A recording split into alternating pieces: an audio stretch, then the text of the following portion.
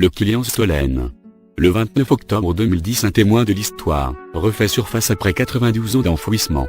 Le 18 mars 1918, le front situé au nord du village de Karspach connut un regain d'activité. De 6h à 9h, l'artillerie allemande bombarda les positions de l'artillerie française situées dans la forêt du Lerchenholz, avec des obus à gaz hypérite. En représailles, les Français pilonnèrent les premières lignes allemandes de 12h à 18h. Ils le firent avec 6 mortiers lourds, et dirigèrent les tirs à l'aide d'avions. L'artillerie allemande réussit au bout de nombreux essais à détruire 3 d'entre eux. Les Français bombardèrent surtout les deuxièmes tranchées, ces deux, situées à environ 150 m de la ligne de front. Les occupants de cette tranchée s'étaient réfugiés dans l'abri Kilian. Celui-ci, profondément enterré, était considéré comme sûr. En début d'après-midi, la partie gauche, côté Karspach, subit plusieurs coups au but successifs. La galerie constituant l'abri s'effondra sur une longueur de 60 mètres, ensevelissant 38 hommes. L'effondrement blessa également 10 hommes, et un autre fut tué, pour un tir de mitrailleuse. Les survivants de la 6e compagnie du réserve infanterie régiment 94 reprirent leur position dès la fin des bombardements. Avec l'aide du génie, et d'un détachement d'infanterie, ils essayèrent de libérer les hommes enfouis. De 20h à 22h, les Français reprirent le bombardement de cette tranchée empêchant les travaux de secours. Devant les difficultés techniques, les travaux durent être interrompus après avoir retiré 17 corps de la galerie effondrée. Les corps récupérés ont été inhumés au cimetière militaire d'Ilfurt. 21 hommes sont toujours portés disparus. La 6e compagnie sera relevée durant la nuit par la 2e compagnie du RIR 94. Le lendemain, les Allemands reprirent le bombardement des positions françaises et l'aide d'obus au gaz, mais l'artillerie française ne répondit pas. Le RIR 94 fut remplacé le 4 avril 1918 par le infanterie régiment 81. Durant son séjour sur le front de Altkirch, entre décembre 1917 et avril 1918, le RIR 94 perdit 43 hommes et eut 68 blessés. Le 29 octobre 2010, ces engins tombèrent par hasard sur des poutres en bois. Le dégagement des poutres à l'aide d'une pelleteuse d'un gabarit plus modeste mit à jour une galerie dans les murs, et le toit était constitué de poutres parfaitement équarries et maintenues par des tenons. Le client Stollen vient d'être retrouvé. De la galerie rectiligne partent plusieurs embranchements, qui soit forment des chambres annexes, soit sont des départs d'autres galeries s'enfonçant sous terre. La majeure partie de l'ouvrage est comblée avec de la terre. Aux endroits où les poutres supérieures sont manquantes, les murs cèdent sous la pression de la terre. Cette découverte permet de se faire une bonne idée des méthodes de construction des abris souterrains. Après avoir creusé une galerie dans le sol, les hommes du génie construisaient les murs et le toit à l'aide de poutres assemblées par des tenons. Les abris français sont construits de manière analogue. Après plus de 11 mois d'abandon, les archéologues ont investi les vestiges du client Stollen à la mi-septembre 2011. Ils ont commencé par dégager les contours de l'abri, avant d'entamer les fouilles de la galerie, avec la collaboration des services de déminage. L'abri retrouvé a une longueur de 125 mètres et une hauteur de 1,80 m. Il comprenait plusieurs pièces de repos et un poste sanitaire. L'électricité et le téléphone y étaient installés. Le chauffage était assuré par un poêle. Au bout de quelques jours de fouilles, les corps des disparus ont été retrouvés. Ils sont situés dans une section d'une 50aine de mètres de longueur, dont les poutres semblent d'après Michael Landolt, responsable du chantier de fouilles, avoir été soufflées de l'intérieur. Les os disloqués d'au moins 3 corps ont été retrouvés au milieu d'un enchevêtrement de poutres et de débris démontrant qu'ils ont été violemment projetés contre les parois. Un autre corps a été retrouvé gisant dans un escalier. L'hypothèse admise jusqu'à présent stipule que la galerie s'est effondrée suite à plusieurs explosions d'obus en surface au-dessus de la galerie. L'abri étant situé entre 3,50 mètres et 6 mètres de profondeur, il aurait fallu pour cela plusieurs coups au but. Il semble plus probable qu'un obus a pénétré dans l'abri par un des accès et a provoqué l'explosion d'une réserve de munitions ou de grenades stockées à cet endroit. Le souffle a dévasté l'abri en provoquant son effondrement. Les soldats ont été retrouvés avec leurs effets personnels mais fortement dégradés. Les corps, après étude par les services d'archéologie en vue de leurs identifications, seront remis au service des sépultures français, qui les remettra à son homologue allemand. Si le corps a été identifié, il pourra être restitué à la famille si elle le demande. Dans le cas contraire, il sera inhumé dans une nécropole allemande, certainement celle d'Ilfurt. Les fouilles archéologiques se sont terminées le 11 novembre 2011. Une partie de la galerie a été prélevée pour être ensuite exposée au public, avec les différents objets retrouvés dans la galerie auprès de 21 corps disparus le 18 mars 1918. Le site va maintenant être détruit pour laisser la place à la route. Ce texte est inspiré du superbe site web www.lieu-insolite.fr. Alors aujourd'hui, on est le 26 mars 2013 et je suis revenu au fameux site où on a découvert l'ancien abri sous forme de tranchée du Kilian Stollen qui se trouve sur la déviation d'Aspac. Et ici, on est pile à l'embranchement qui se trouve à Altkirch, sur la route qui va justement de Altkirch à Belfort par là-bas. Donc j'étais déjà venu filmer ici et je me trouvais à l'époque sur la butte que vous voyez là-haut, à côté de l'arbre. Et j'avais filmé il y a quelques années de ça, toute la partie qui est maintenant excavée. Et l'énorme tranchée que vous voyez là, ce sera la future route qui ira vers l'autoroute A36 pour aller en direction de Colmar, Strasbourg, Belfort, Montbéliard et puis Mulhouse. Alors donc, Aspac se trouve quelque part là derrière. Et ce que vous voyez tout au loin, c'est la fameuse carrière pour faire du ciment d'Altkirch. D'ailleurs, on voit la cimenterie au loin. Donc Altkirch se trouve par là, vous reconnaissez mon véhicule. Donc je vais faire un 360 degrés pour que vous situez bien les lieux. Donc ce rond-point fera la jonction avec ce contournement. Et je me trouve pile sur la ligne de front. Et maintenant, si vous regardez derrière le panneau, là derrière, il y a un des blocs que j'avais filmé dans ce talus. On arrive à deviner, c'est un tout petit bloc-host avec son voisin de l'autre côté de la route qui se trouve exactement ici. Donc c'est des tout petits blocs pile sur la ligne de front. Et comme je vous avais expliqué à l'époque, sous ce champ, il y avait donc plusieurs abris, dont le fameux Kilian Stollen qu'on va aller voir aujourd'hui. Donc je vais marcher dans cette direction et je rallumerai le caméscope un peu plus tard. Alors me voici maintenant un peu plus haut sur le tracé de cette route. Vous reconnaissez mon véhicule au pied du fameux rond-point qui se trouve là quelque part. Et donc je me trouve à peu près à 700-800 mètres de ce fameux rond-point.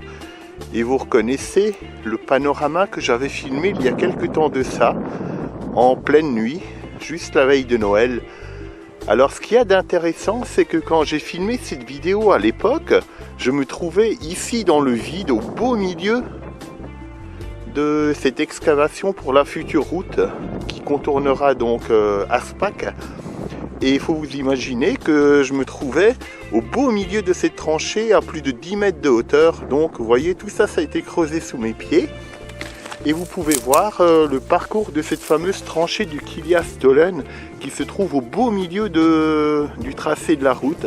Alors des gens ont eu la très bonne idée d'enlever, de prendre des photos et d'enlever une partie de la galerie pour l'exposer et en faire un musée.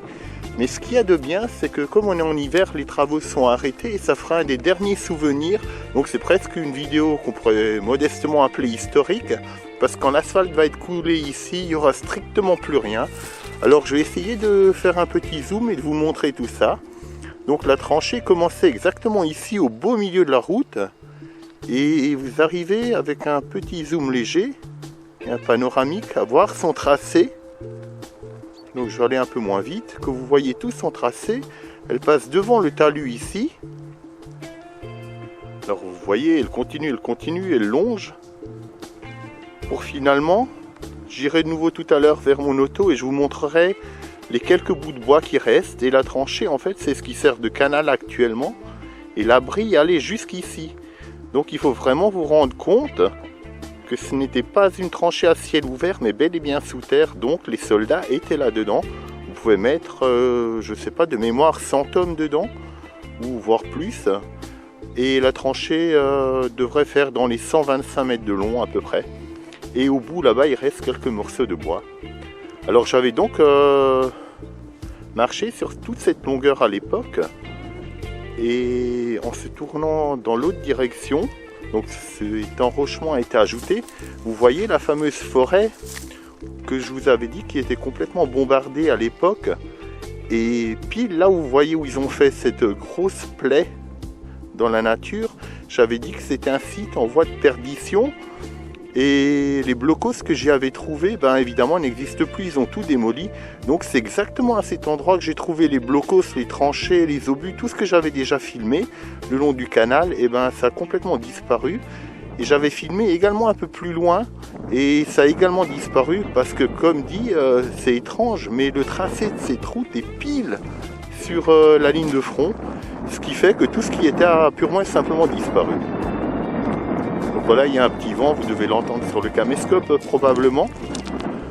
Alors vous voyez cet endroit non asphalté encore, mais c'est une des dernières fois qu'on pourra voir cette fameuse ligne de front.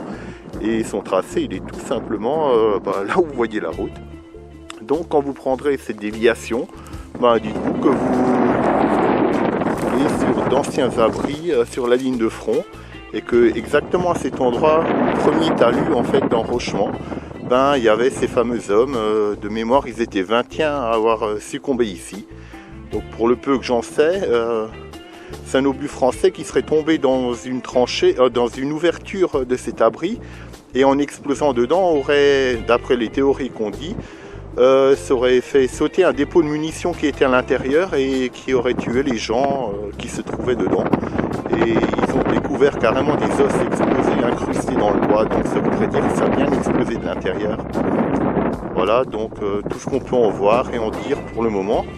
Et un peu plus tard, je rallumerai le caméscope et je vous montrerai les quelques bouts de bois qu'ils n'ont pas encore ramassés avant de couler, de faire cette fameuse route, quoi. Et si vous vous souvenez, malheureusement vous ne pouvez plus le voir parce que la première vidéo que j'ai faite, d'origine elle faisait 30 minutes, mais malheureusement suite à une mauvaise manipulation de ma part, j'ai détruit plus de 20 minutes de vidéo, donc il n'y a que les 2 premières minutes de vidéo qui sont visibles. C'est pour ça que je vais refilmer ce blocos que j'avais fait à l'époque, et il est explosé, et je ne coupe exprès pas le caméscope, comme ça vous arrivez à voir la distance qui le sépare du Kilia Stollen, quoi. Alors voilà, c'est un poste d'observation de mitrailleuse, et à savoir que les Français étaient de ce côté, dans cette fameuse forêt. Donc voilà, là où vous voyez le tracteur dans le champ, au-delà dans la forêt là-bas, il y a le fameux blocos français du Forst qui se trouve exactement, si vous suivez le tracteur, vous descendez la pente, il se trouve ici, près de cet étang, qu'on devine, il est exactement dans la pointe, ici. Et malheureusement, ils y brûlent des pneus et tout, c'est assez moche, on va dire. Et apparemment, le blocos a été raviné par la pluie, et donc on peut en voir un peu plus. Alors vous voyez comment on construisait ça, on mettait une espèce de tôle assez épaisse. Vous voyez, j'ai beau donner des coups de pied dedans, j'ai des bottes de sécurité, hein, donc il y a de la ferraille devant, je risque rien. Et il y a environ, vous voyez ma main, il y a, allez, on va dire 20-40 cm de béton, et il est entièrement explosé. Et apparemment il y avait des renforts avec des poutrelles, des rails de chemin de fer en fait. Voilà donc le panorama, je vais vous laisser profiter un peu. Donc par là on va vers Belfort, Montbéliard et tout ça. Donc en premier lieu il y aura Dannemarie, mais ensuite Belfort. Donc à l'époque sur la première vidéo j'avais dit que le premier village était Largitsen, mais en fait c'est faux, c'est Hirsbach. Largitsen se trouve derrière la montagne que vous voyez là-bas. Enfin montagne on va dire, on va appeler ça une grande colline. Et donc Altkirch se trouve par ici, vous reconnaissez sa fameuse église, qui est très belle d'ailleurs. On va attendre la mise au point. Et la cimenterie, cette fameuse route que vous voyez là, et Aspa qui se trouve derrière, et je vais essayer de faire un zoom lent. Alors là où vous voyez ce premier véhicule ici, bon ça se trouve déjà à plus de 3 km d'ici, hein. Donc cette forêt, il y a quelques petites sapes et abris qui restent.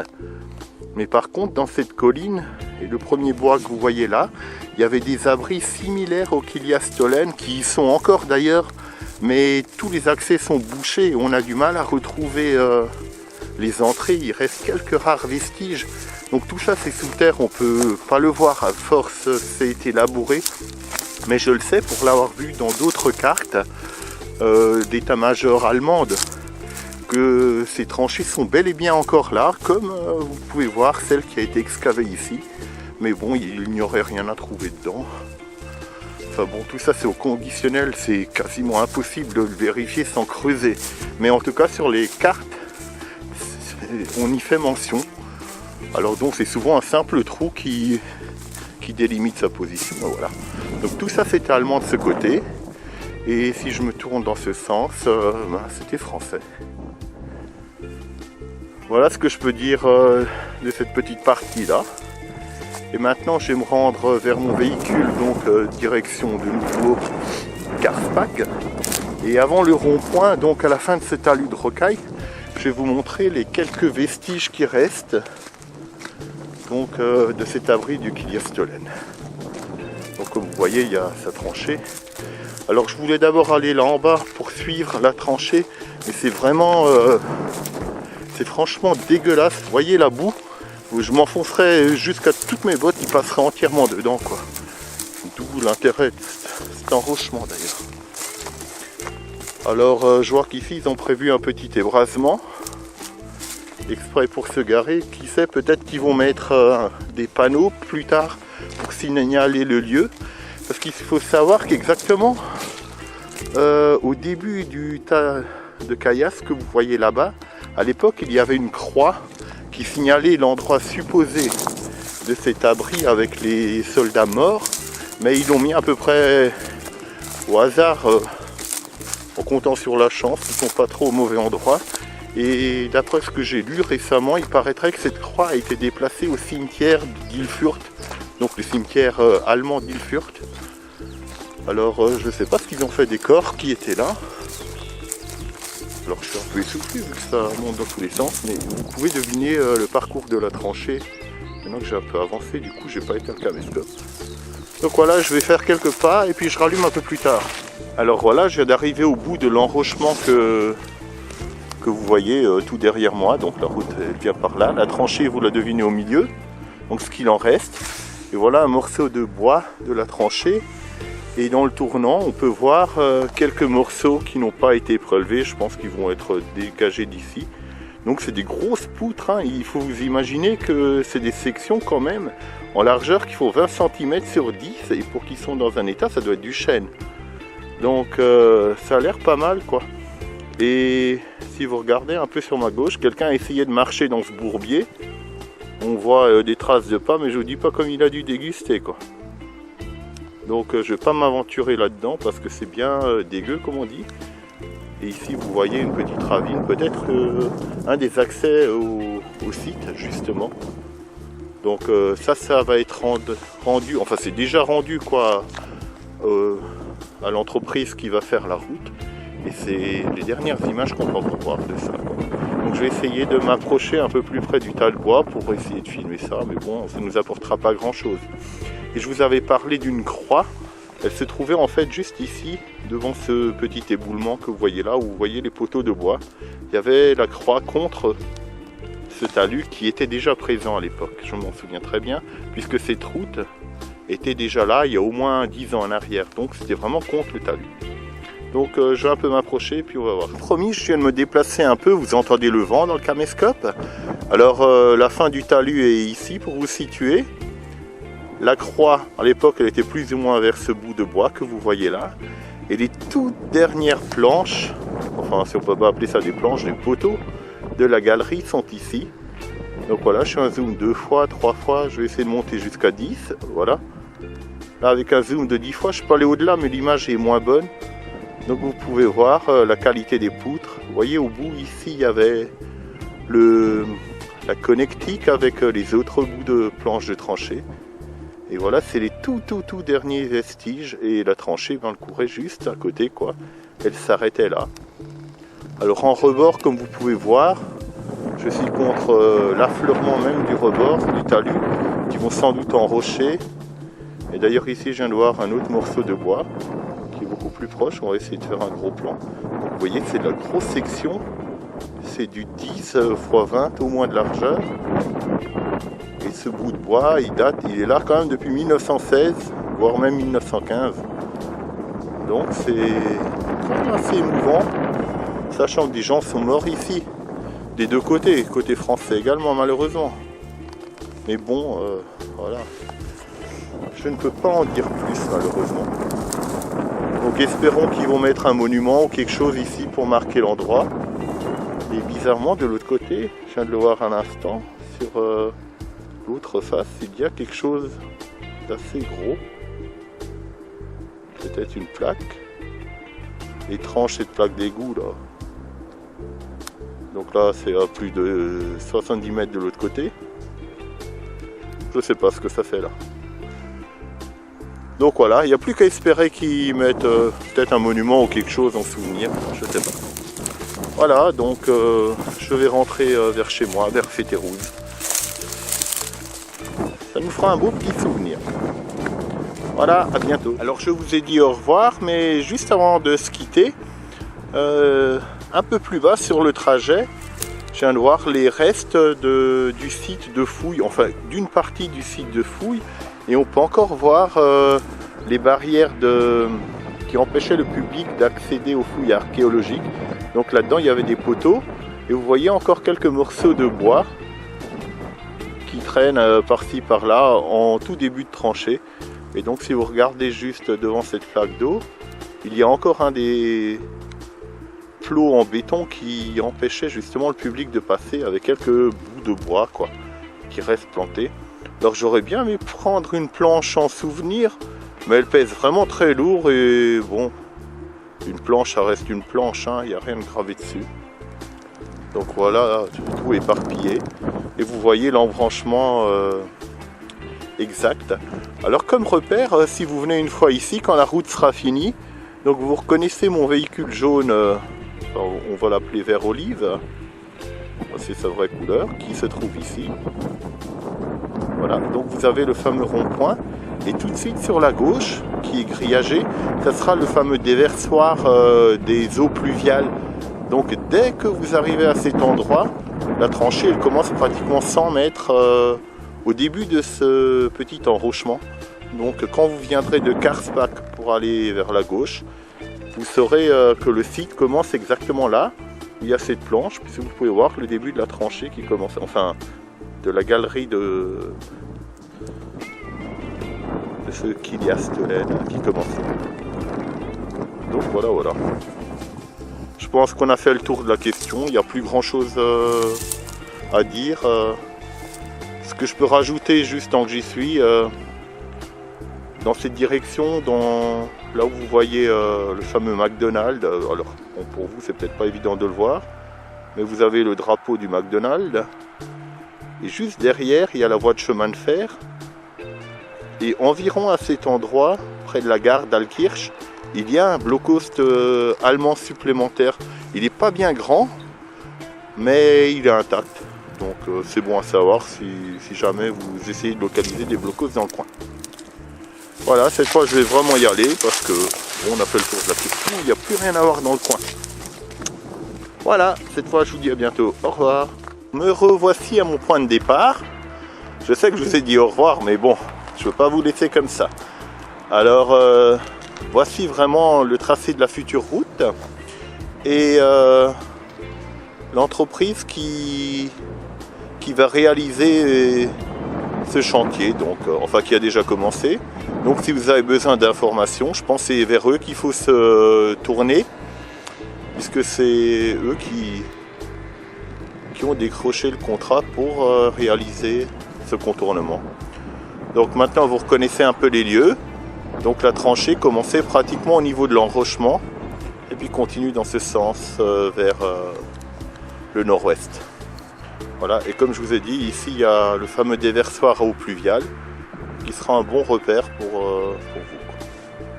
Voilà, donc je vais aller vers chez moi et puis si je trouve encore des choses que j'aurais éventuellement loupées, parce que j'ai déjà tout filmé dans le coin, mais il reste peut-être une ou deux choses que j'aurais éventuellement manquées, mais j'en doute, mais bon. Au pire, je filmerai 2 fois.